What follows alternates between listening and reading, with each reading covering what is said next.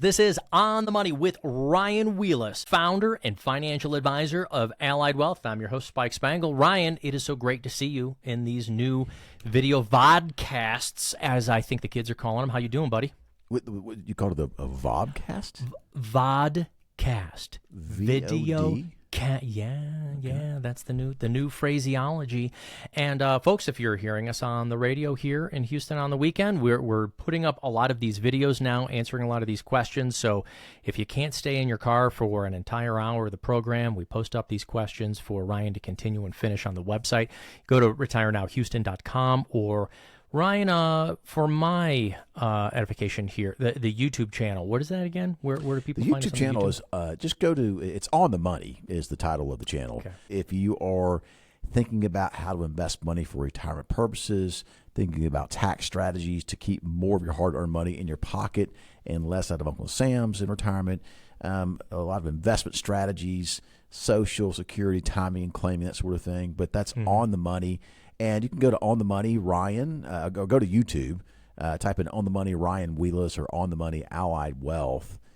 And in both those cases, the channel will come up. I think we're knocking on the door of 150 videos at the moment, and making more all the time. I was just looking at, I won't say the name here, but there's all different kinds of training areas where if you are grown adult like myself, you can go and take all kinds of classes, whether it's SEO, whether it's spreadsheets or building your business and so forth. But Ryan, yourself, 150 videos. I mean, that's you're almost like a master's online program yourself in how to be and stay retired with all of these different videos. And you have more coming out soon. We do, Spike. We're doing videos all the time. We do them in batches, but we've got a lot more stuff coming down the pipe. Got some really interesting stuff coming down the pipe, too, as far as our podcast goes and other things that we're doing. Yeah. But the whole impetus behind all that, Spike, is, when you start thinking about saving money or investing money or putting money away from retirement, it's like, who do you talk to, right? Because, in a lot of circles, it's taboo to talk about money in the first place, right? Mm-hmm. And so, you go to your family and your family members tell you to do one thing. I'm reminded by this family, recently that came to talk to us. Well, the family met with us, and then they go talk to the dad about how to invest the money. The dad's got his own thing, and the dad wants them to go talk to the family member who's a financial advisor that they don't really know because it's a distant family member.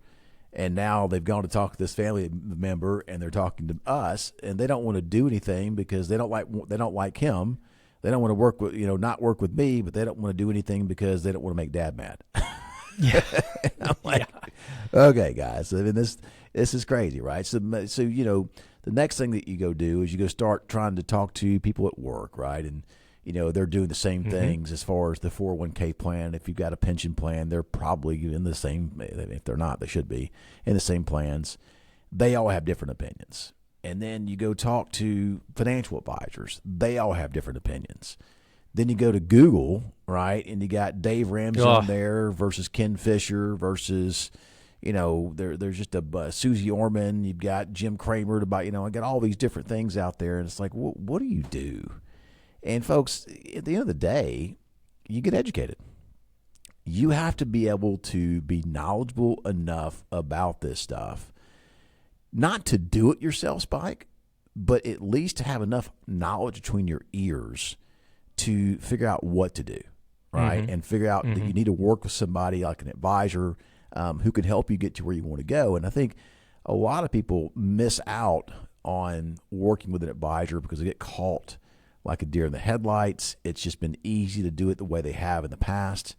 And they don't realize that, Vanguard did a study and found that, people that work with an advisor over a 25-year period had like another $1.5 million of money to work with than folks that didn't work with an advisor. Yeah, and right? This wasn't from excessive trading or things that that are not available to the regular consumer out there. Now, sometimes as a financial advisor, your firm, you might have a cost break on using larger, what we call institutional funds that a retail investor, but it wasn't about that. It was more, and I always go back to this, the behavioral finance and people buying and selling at all of the wrong times because they're reacting to the markets. Well, that's very true. And so people don't know about behavioral finance because they've not gone out to get educated on it. But folks, when it comes to investing your money and trying to time markets, you are your own worst enemy. The person who is going to destroy your portfolio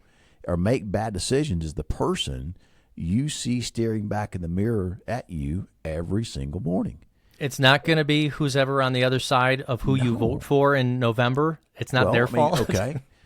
Spike, there was a study out recently where, and I don't remember the exact time frame, I think it was back to Eisenhower, that if you were in the market and you jumped in when a Republican was in office, and you jumped out when a Democrat was in office, right? So you're in for Republicans, out for Democrats. Your money grew to like, I don't know, something like 60 grand, all right? And then if you jumped in when Democrats were in office and jumped out when Republicans were in office, your money grew to like 85 grand, okay? So 60 grand for Republicans, 85 grand for Democrats.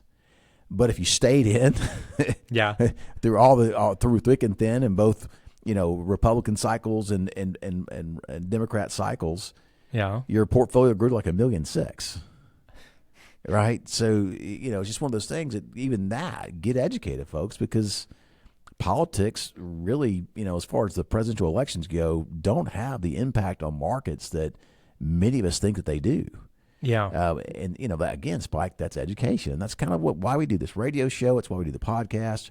It's why we do the YouTube channel. It's why we host 72 retirement master classes around Houston a year. Oh, wow. It's why we didn't know it was that many. Yeah, it's 72. And then we sometimes have them going on 3 or 4 nights, have them going on at 4 locations in Houston several nights a week, right? So we're really committed to education. And that's what, what it is at Ally Well. So, I always like to say, folks, if you are listening to this show and anything that we're saying resonates with you, we do this show to help. Call us, folks. It's not hard to do. The phone number is 844-944-7555. Again, 844-944-7555. You can check us out at retirenowhouston.com as well, retirenowhouston.com. That's easier to remember than the phone number, I know. So it's retirenowhouston.com. I'll give it to you one more time. But what happens when you call us, Spike? I mean, like people are like, well, if I call the number, what do I get? Do I get some guy trying to sell me a bunch of crap? Mm-hmm. And the reality is, no, you don't. What we want to do is find out the answer to this question. What were you hoping to accomplish by calling? What were you hoping to accomplish by meeting with us? And that's where we start. And for some people, it's like, hey, Ryan, I'm trying to figure out what to do with my Social Security. Okay, cool. Let's look at an entire analysis on your Social Security. Let's not look at your break-even points, just that, or when you've got to file to break even, you've got to get it 62 versus 70 or 67 or whatever your age numbers are. There's just so much more to it. Like when you take Social Security, what does it do to the residual value of your assets in the future? If you take it at 62, do you have more residual assets in the future or less? If you take it at 70 or 67, what do the numbers look like, right? Or, hey, Ryan, I'm thinking about doing Roth IRA conversions. Great. I think you should, by the way. But I'm concerned about what Roth IRA conversions do to income-related monthly adjusted amount, right, for Medicare.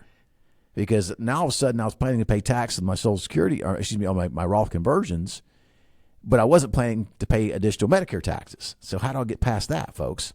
Right? And there, we can help with that. And then, some folks are like, hey, Ryan, you said something interesting on the radio the other day.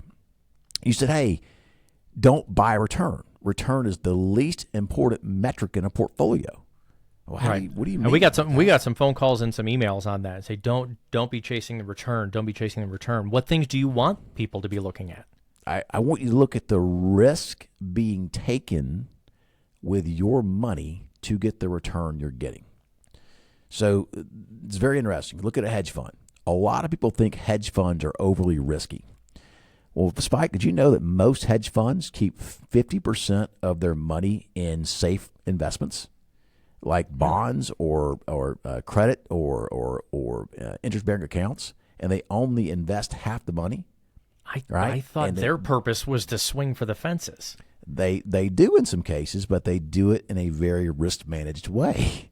Okay, and so there's just ways to manage risk, and when you're getting that return, the question I always have is how much risk was taken for the return you got, and if you didn't get that return, and it went the other way, and the market went down, where was the bottom in your investment in that portfolio? Where'd you lose, and did that loss cause a lifestyle change or force you to go back to work in retirement? Spike, another one. I've got a pension, right? And I'm trying to figure out. I'm trying to figure out, Ryan. Do I take the lump sum? Do I take the payout from the pension?